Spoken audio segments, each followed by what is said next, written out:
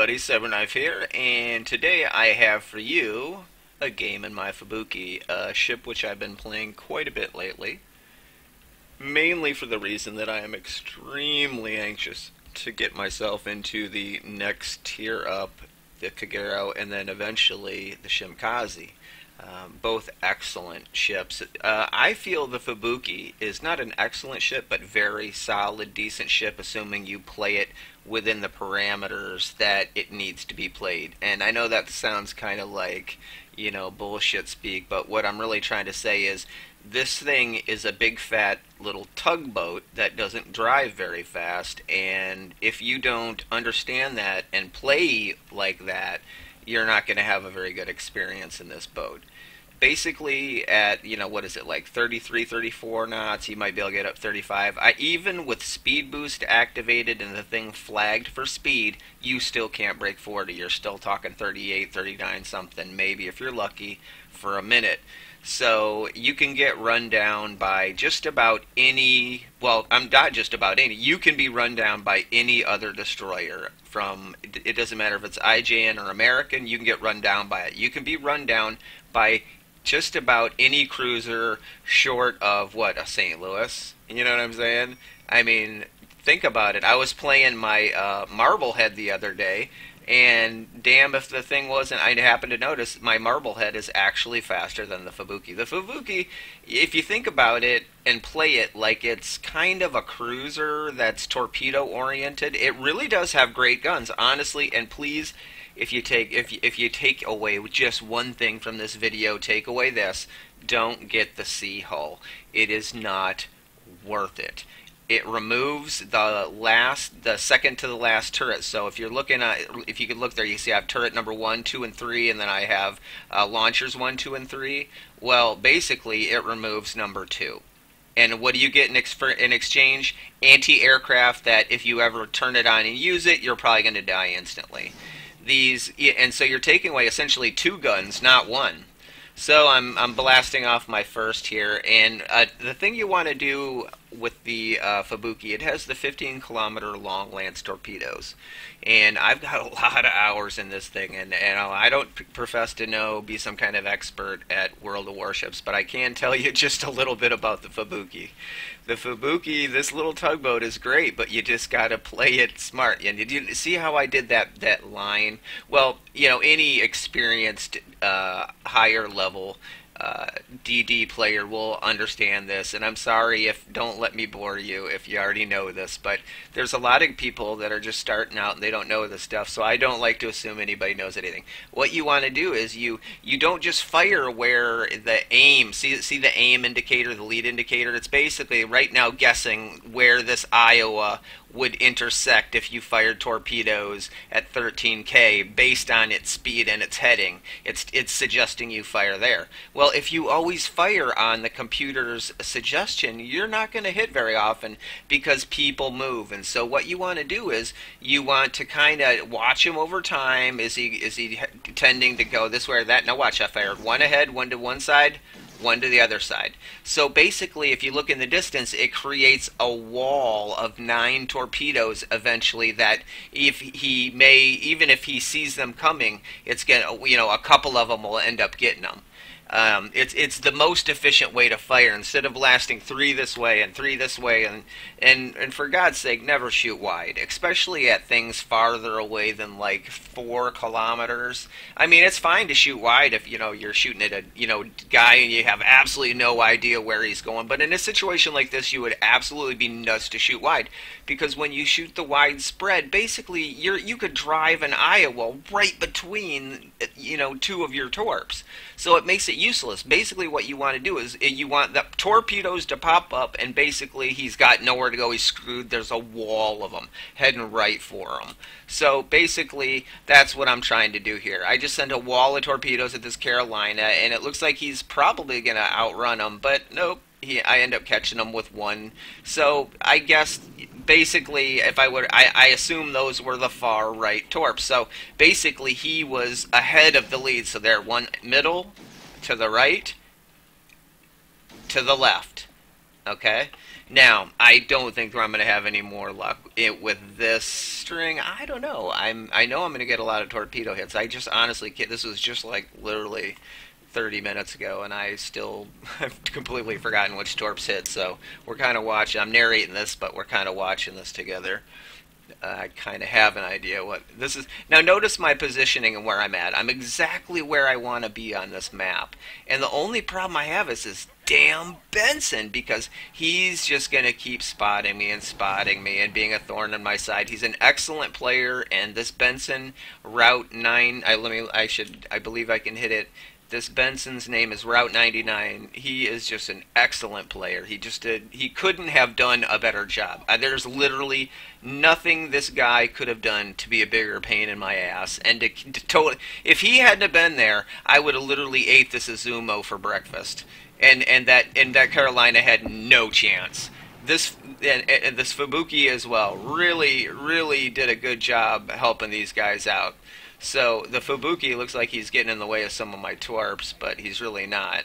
I'm kind of deciding what I want to do. See, I can't torp in this situation because I could easily hit my own Benson or the Shimkaze. These torps are slow. I can't torp past the Yamato. No one expects to torps. Teammates do not expect torps from behind. If you don't have the nuts to get up front and do a torp run like the Shimkaze is or the Benson is, then don't sit in the bat and plink. Now, I actually do one here where I actually ping him, and I know this Benson here with me is. I've watched him. This guy's a great player. And so this is as close as you ever want to get to torpedoing near a guy. He knows I'm going to torp. He's seeing me, and I'll actually ping it. See, he immediately turns away because he'll get a beep beep, and I know there's no possible way that I'm going to hit him. But I mean, sure, that is kind of a rude thing to do. I mean, that you do that enough times and people will be annoyed with you. But I think most good players understand that we're all kind of, I don't want to say we're all professionals here, but all of these guys know what they're doing, and I'm not going to do anything that's going to endanger your boat willingly. So I just shooting there, I was fully confident that he would have plenty of time to just tap right and miss him. That was not going to be difficult. So anyway, please just be careful with your torpedoes. I'm not going to preach on that, but if you hit somebody with torpedoes, don't ever tell them that, oh, you crossed in front of me, it's your fault. If I torp a friend with torpedoes, then it's my fault. Okay, I should never ever be torpedoing where it's even possible for. We kind of banged him, didn't we? Got with him torp too. It looked like we were about to bang him with the. Excuse my cough. Looks like we were about to bang him with the guns, but the torps hit him first. So anyway, devastating strike. We pop him real good with 2. And now we really want to give this Benson a hard time. I can't really hope to outgun a Benson, but I do have another Benson here with me, and I did get some shots here from the Carolina. That's not a big deal, but I was surprised that the enemy Benson chose to lead, because I believe this is the one time he did make a mistake. If he would have pressed his advantage here and turned into me, he could have utterly just destroyed me, and it would have been my Benson. Look at my Benson. The guy is almost dead. I mean, look at him, man. I mean, what has he got? 10,000. That's the Mogami, and over there the enemy Mogami. But look at our Pensacola. He's a real good player, by the way. I know him. Dark Child too. Great player. But anyway, our Benson is just on a hair of a health. I think of what's 1,000, and what is it? Yeah, he's at Jesus. He's at 6,600 health. So I think if the Benson would have charged our Benson and destroyed it, he could have killed a lot of us. Now here's where I dork out. This is just dumb. I should have been expecting this, and that's just dumb of me. And that's a consistent. That's a consistent mistake that I make. Is I know that there are going to be torpedoes around, and I'm just not ready for them mentally. So anyway, I'm just pretty intent on getting this full health Iowa. I want this guy so bad I can taste it. I'm just ruthlessly. I took those torps because I'm just singularly obsessed with trying to get this Captain Crunch 20, who's a pretty good Iowa player. I will tell you that.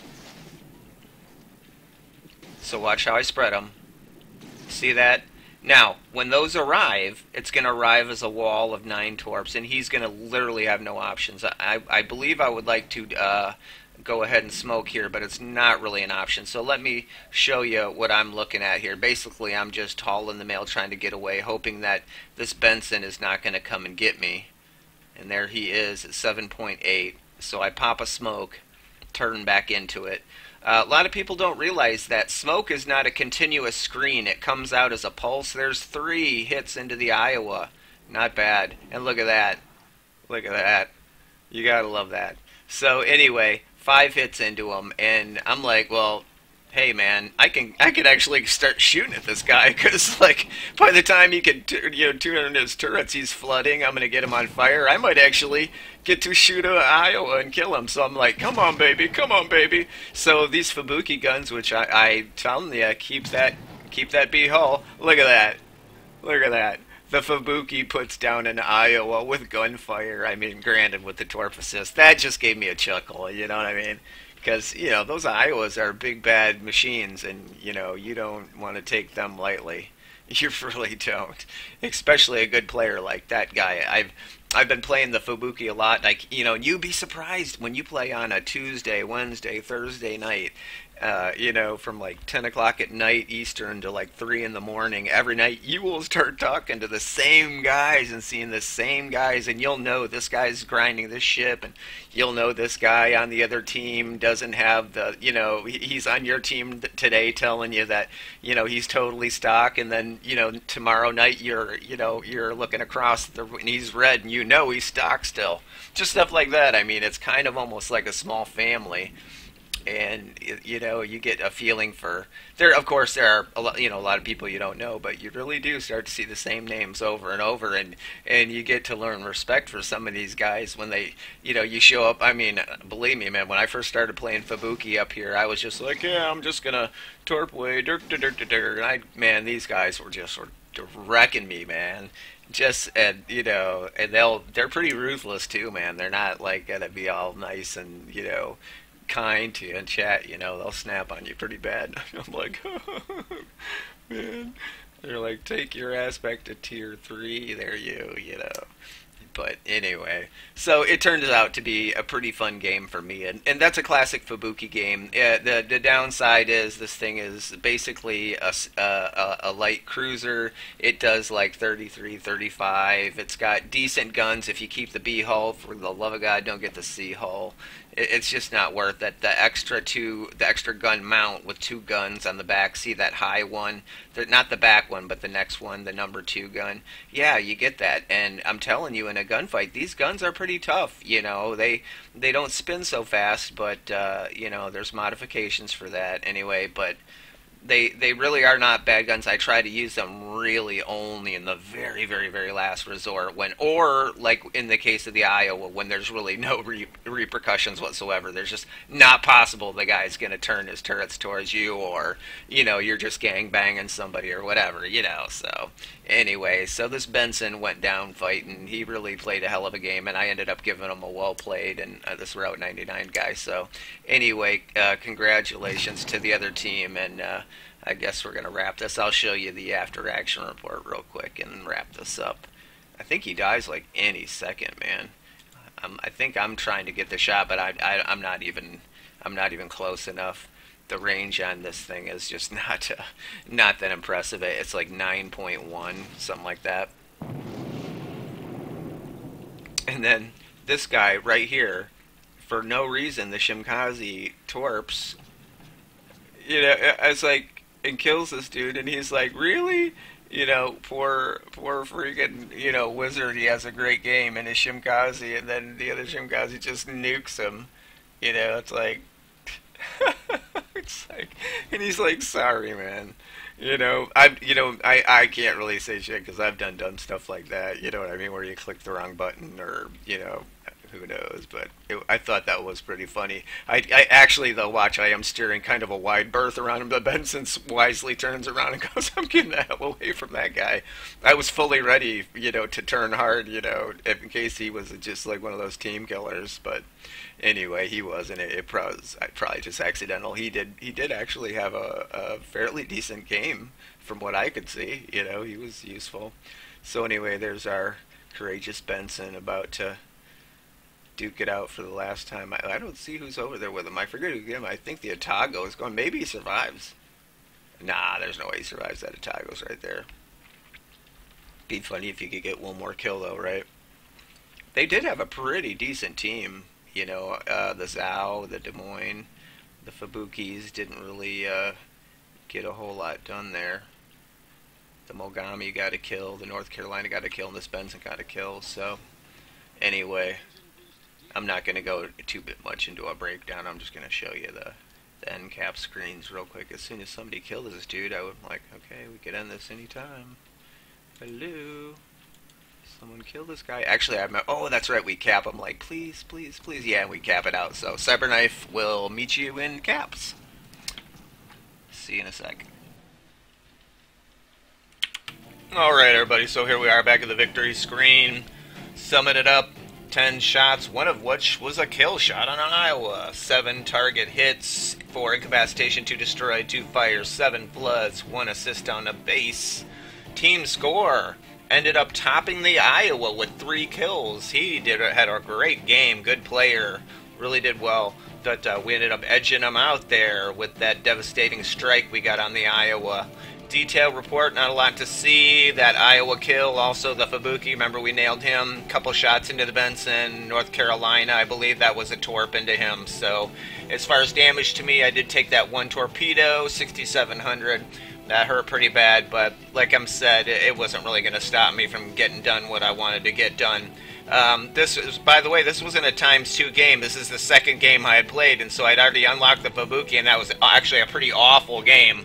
That's why I ended up going again. I really was just not happy. I got 1 kill and just couldn't get it done. So anyway, I hope you enjoyed it, and I sure enjoyed playing it. Really did. And I guess that's CyberKnife out.